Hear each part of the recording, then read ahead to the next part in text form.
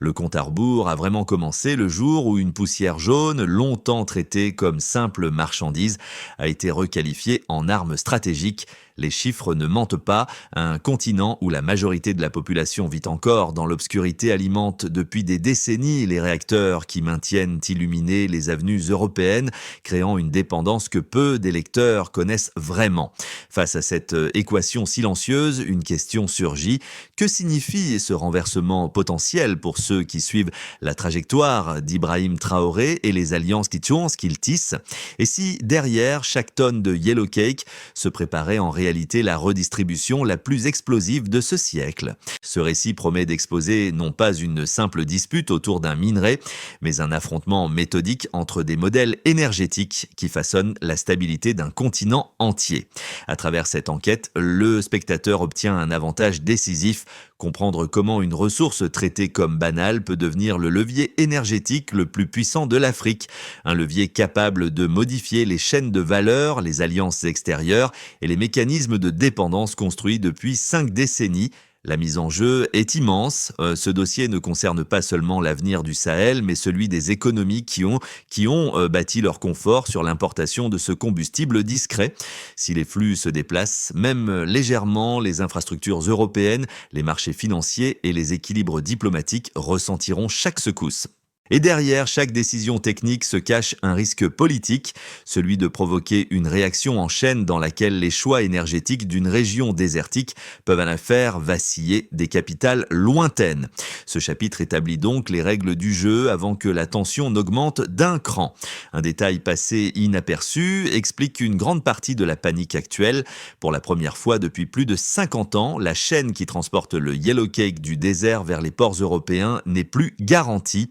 Et ce simple point de rupture révèle quelque chose de bien plus profond que les fluctuations d'un marché. Il expose la fragilité d'un système que l'on croyait inébranlable. Pour comprendre ce basculement, il faut revenir à la matière elle-même, cette poussière jaune arrachée au sol par des travailleurs comme Issa. Pendant des décennies, elle a quitté le Sahel dans l'indifférence générale, convoyée vers les usines européennes où elle alimentait silencieusement les 56 réacteurs français, cœur invisible d'un modèle énergétique qui se voulait durable et maîtrisé. Dans ce schéma, l'Afrique servait de fournisseur brut, incapable, prétendait-on, d'assumer le contrôle d'une filière stratégique jugée trop sensible pour être partagée.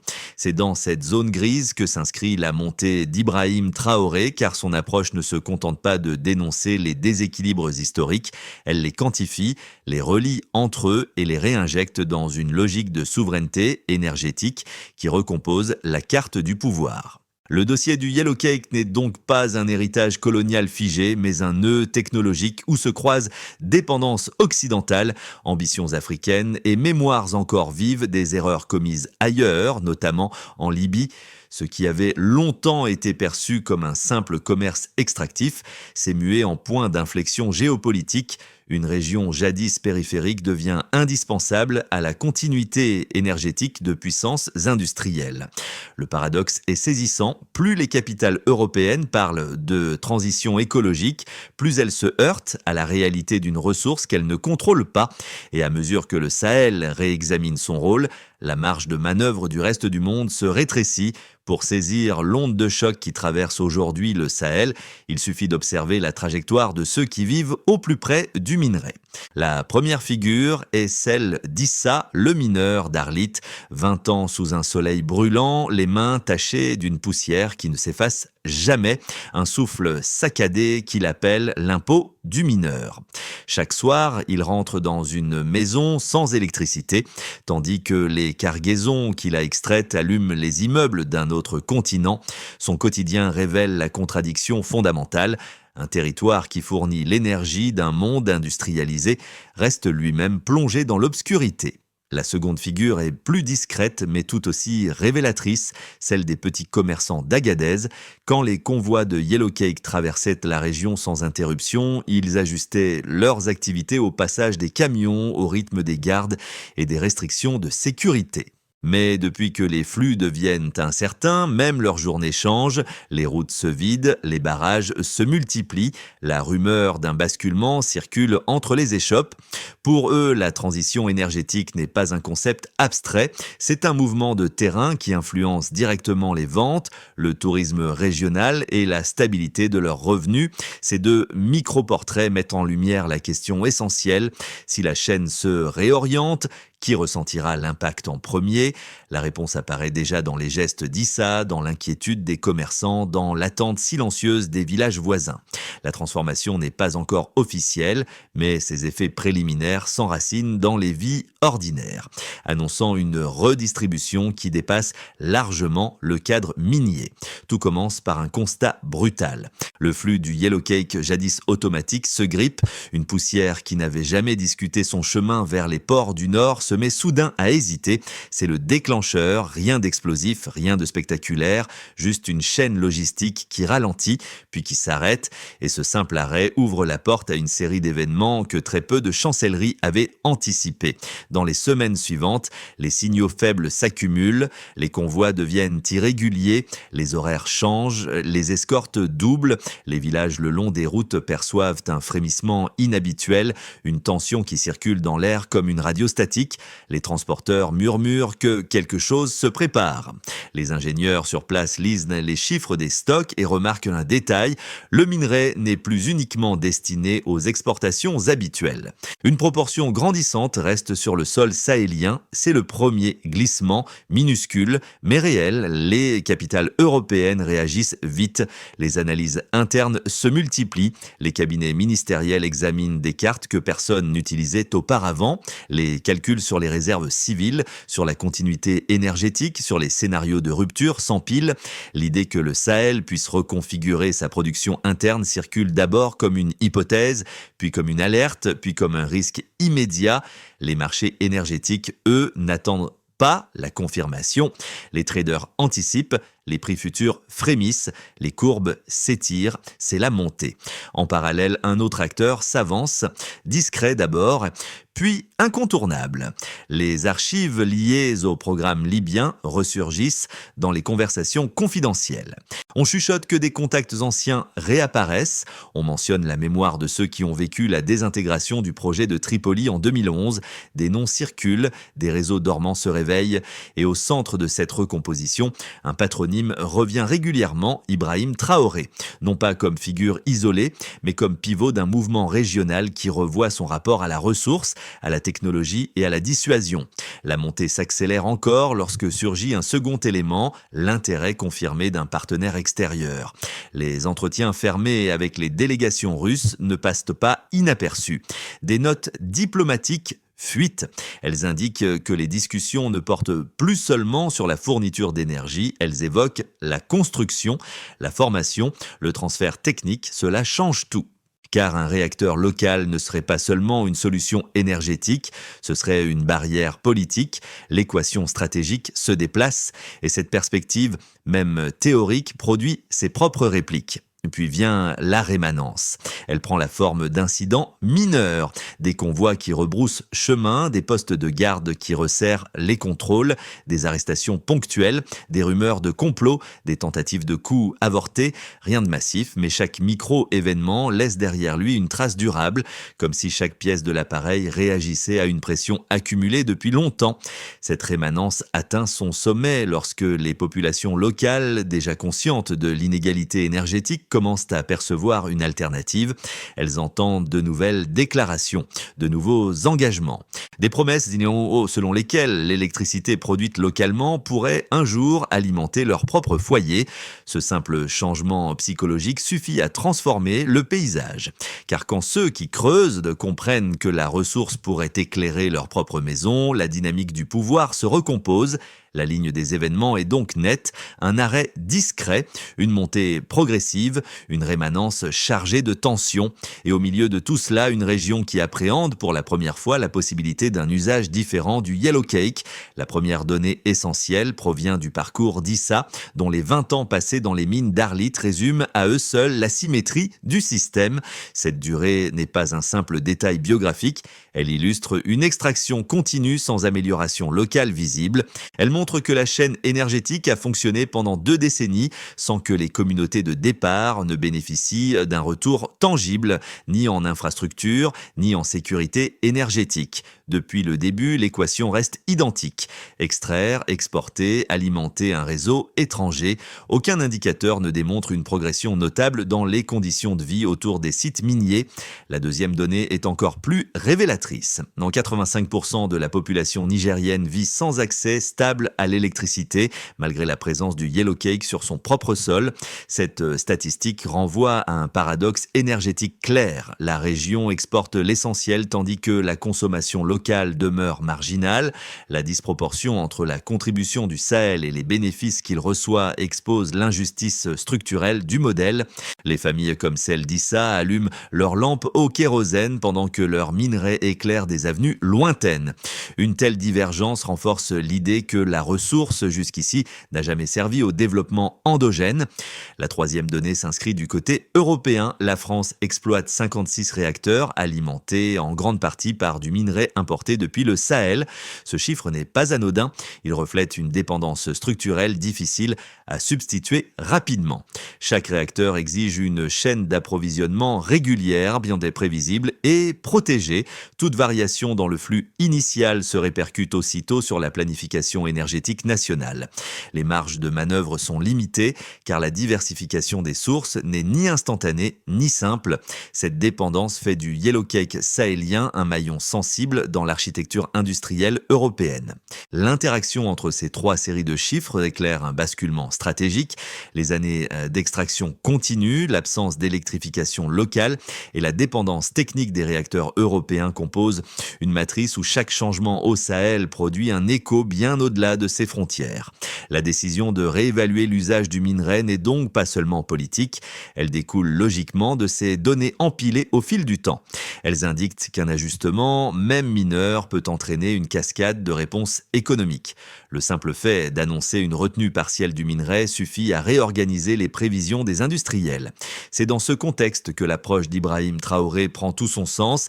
Il ne s'agit pas d'un geste symbolique, mais d'une lecture chiffrée de la situation. En liant l'extraction, la consommation locale et les besoins extérieurs, il réassemble des indicateurs longtemps traités séparément. Son raisonnement repose sur une logique simple. Là où les chiffres montrent une rupture d'équilibre, un repositionnement devient inévitable. Les acteurs extérieurs l'avaient anticipé, mais pas sous cette forme. Ces 3 données ne suffisent pas à prédire un dénouement, mais elles en fixent les contours.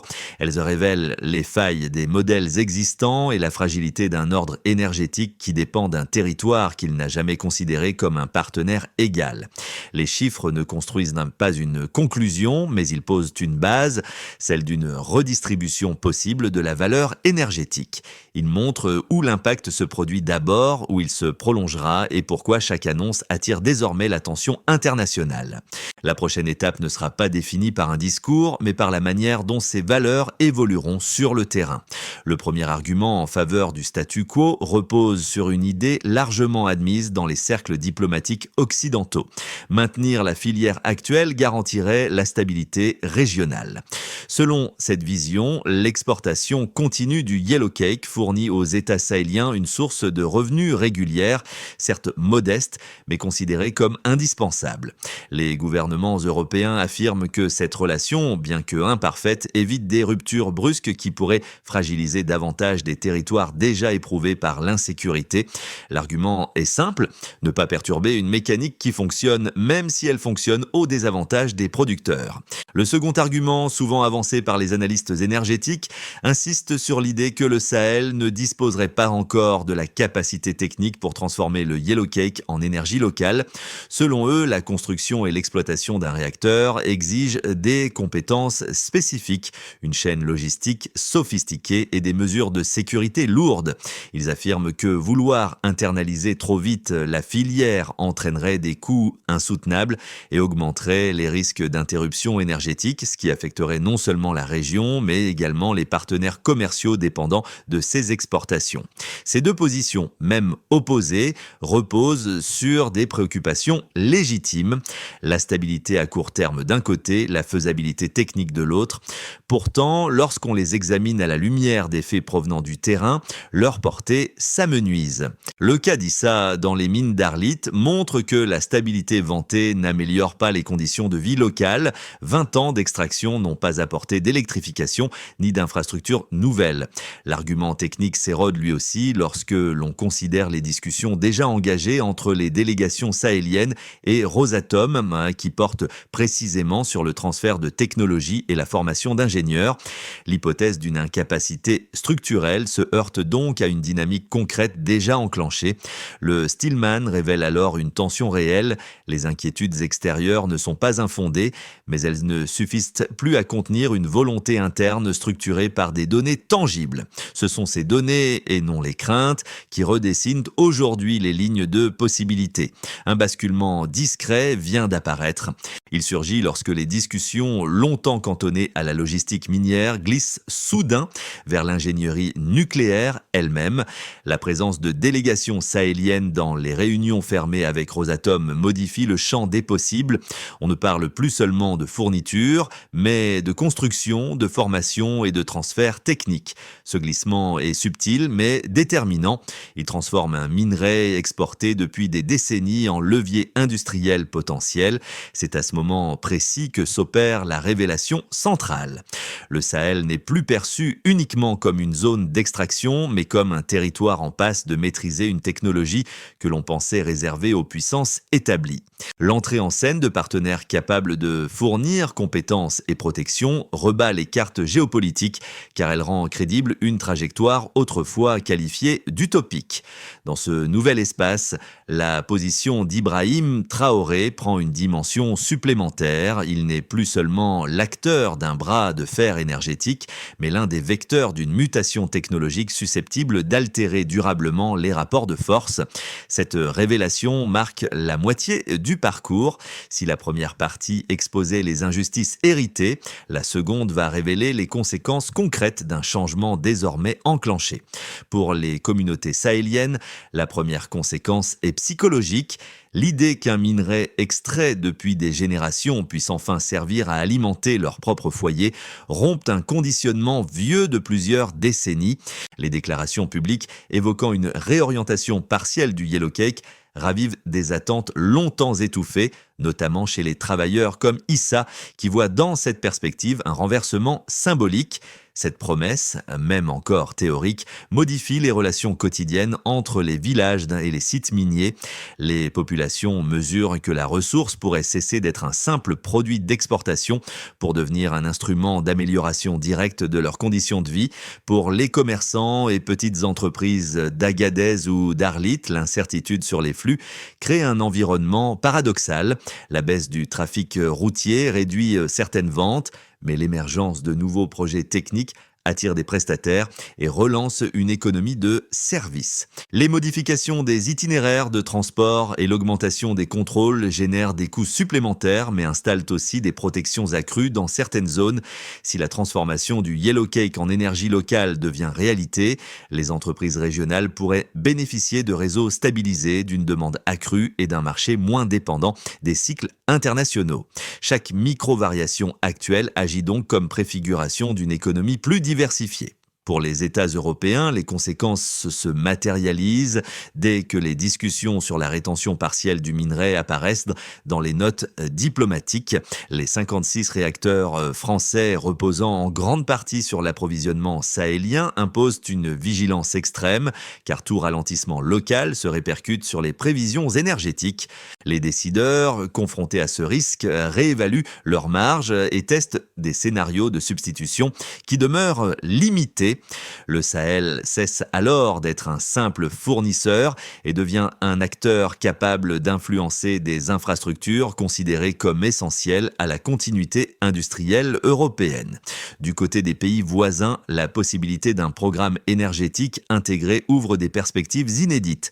Les discussions avec Rosatom, mentionnant formation et construction, sont observées de près par les États cherchant une diversification de leur propre réseau électrique. La région pourrait devenir un pôle technique autour duquel se greffent des centres de données, des usines ou des partenariats croisés. Dans cette configuration, la position d'Ibrahim Traoré agit comme repère politique. Elle signale à la couronne régionale qu'un changement de paradigme n'est plus une hypothèse, mais un processus en cours qui redistribue la valeur, la technologie et la capacité de dissuasion. À ce moment-là, une consolidation progressive s'esquisse avec des tensions qui restent maîtrisées. Dans le scénario central, les discussions techniques déjà entamées se poursuivent discrètement, sans bascule brusque ni annonce spectaculaire. Les flux de Yellowcake stagnent, alternant entre ralentissement et reprise ponctuelle, ce qui entretient une incertitude constante sur les marchés énergétiques européens. Les populations locales perçoivent des signaux d'espoir, mais l'absence d'avancée visible limite l'euphorie. Les partenaires extérieurs, eux, ajustent leur posture en renforçant la diplomatie sécuritaire sans franchir de ligne rouge. Ce scénario voit la région avancer par paliers dans une tension contenue mais durable. Un peu plus loin, une accélération des coopérations laisse entrevoir un début clair de repositionnement. Dans cette configuration, les échanges techniques avec Rosatom se structurent plus vite que prévu. La formation d'ingénieurs, même à petite échelle, fournit une première preuve concrète qu'un transfert de technologie est en marche. Les économies régionales en bénéficient immédiatement. Prestataires, logisticiens et services locaux voient s'ouvrir de nouveaux marchés liés à l'émergence d'un futur pôle énergétique. Sur le plan géopolitique, l'idée d'un réacteur sahélien, même encore lointaine, commence à se diffuser dans les capitales voisines, attirant l'attention d'acteurs cherchant à diversifier leur propre réseau. Le Sahel entre alors dans une phase explicite de repositionnement. Dans un autre scénario possible, des pressions externes accrues provoquent une multiplication des déstabilisations. Le scénario le plus délicat survient si les acteurs extérieurs, percevant une menace stratégique, intensifient leurs opérations de fragmentation interne. Tentatives de coup, campagnes d'influence, opérations clandestines, la région pourrait être traversée par des secousses politiques et sécuritaires successives. Une pression trop forte sur les décideurs locaux rallongerait les délais, bloquerait les coopérations techniques et pousserait les partenaires potentiels à temporiser. Pour les populations comme Issa ou les commerçants d'Agadez, cette trajectoire créerait une fatigue sociale et économique accrue, faisant de l'incertitude le climat permanent. Dans ce cas, aucun progrès énergétique ne pourrait se matérialiser avant plusieurs cycles supplémentaires. À ce stade, une clé de lecture s'impose naturellement. Dans ces trois trajectoires, la question essentielle n'est pas de prédire l'issue, mais d'identifier les signaux précoces. La circulation de la technologie, la réaction des marchés et surtout la capacité des acteurs locaux à maintenir la cohésion interne sous pression. Les spectateurs habitués aux dossiers géopolitiques perçoivent immédiatement le poids d'un changement dans la chaîne du Yellowcake. Ils savent qu'une redistribution de cette ressource ne touche pas seulement un désert lointain, mais la continuité énergétique d'espaces urbains très concrets. Comprendre la mécanique du Sahel revient donc à anticiper les variations de prix, les tensions de marché et les ajustements des grandes infrastructures européennes. Chaque modification, même mineure, se reflète ensuite dans les décisions politiques qui façonnent les prochaines décennies. Les implications humaines de cette transition sont tout aussi fortes. Le quotidien d'Issa, son absence d'électricité malgré un rôle central dans la chaîne minière, devient une clé de lecture puissante. De nombreux spectateurs reconnaîtront dans cette situation un parallèle avec d'autres régions où les ressources locales ne profitent pas aux habitants. La perspective d'un usage interne du minerai ouvre alors une réflexion sur la justice énergétique et sur la manière dont un territoire peut réorienter son destin matériel. Sahel. Certains spectateurs, moins sensibles aux enjeux techniques, trouveront dans cette histoire un rappel utile. Il existe des zones du monde où un choix énergétique produit des effets politiques immédiats. Suivre l'évolution du Sahel, c'est comprendre comment se construisent les interdépendances modernes et comment elles peuvent basculer. Cette lecture permet d'analyser avec plus de clarté les récits médiatiques, d'identifier leurs angles et de distinguer entre inquiétudes véritables et discours d'influence. La première priorité consiste à sécuriser la collecte et le stockage du yellowcake afin d'éviter que les fluctuations actuelles ne créent des tensions supplémentaires. Les acteurs sahéliens peuvent concentrer leurs efforts sur le contrôle des routes, la transparence des volumes et l'organisation des convois. Cette phase mesure son efficacité par la régularité obtenue dans la logistique, même sans augmentation des exportations. Elle permet également d'évaluer la capacité des communautés locales à participer à la surveillance des sites, élément déjà perceptible dans certaines régions. La seconde étape consiste à formaliser les engagements liés au transfert de compétences. Les rencontres déjà amorcées avec les partenaires russes peuvent être traduites en programmes de formation ciblés, même de taille modeste. Le succès se mesure au nombre de techniciens et d'ingénieurs formés, capables de comprendre les bases du cycle nucléaire civil. Cette phase n'exige pas encore la construction d'un réacteur, elle vise simplement à créer un socle de compétences locales. L'enjeu consiste ici à déterminer quelle part du yellowcake restera dans la région et selon quel calendrier. Cette décision peut être graduelle afin d'éviter un choc brutal sur les marchés étrangers. La réussite se mesure par la cohérence entre les besoins locaux et les capacités techniques émergentes. C'est dans cette phase que l'approche d'Ibrahim Traoré prend une dimension stratégique. La dernière étape consiste à créer un cadre régional capable de coordonner l'ensemble du dispositif. Elle se mesure par la solidité des accords, la stabilité des flux et la continuité des formations. Cette gouvernance conditionne la durabilité du projet. Lorsque l'on revient aux images d'Arlit à la poussière jaune incrustée dans les mains d'Issa, la trajectoire de cette histoire prend une résonance particulière. Les longues journées dans la mine, les nuits sans électricité, les cargaisons quittant le désert sans jamais éclairer la maison du mineur, tout cela forme le fil conducteur qui relie chaque étape de cette transformation. Le destin individuel d'Issa devient alors l'écho silencieux d'un basculement collectif que peu avaient anticipé. Ce fil rejoint aujourd'hui un autre personnage, plus éloigné mais tout aussi déterminant, Ibrahim Traoré.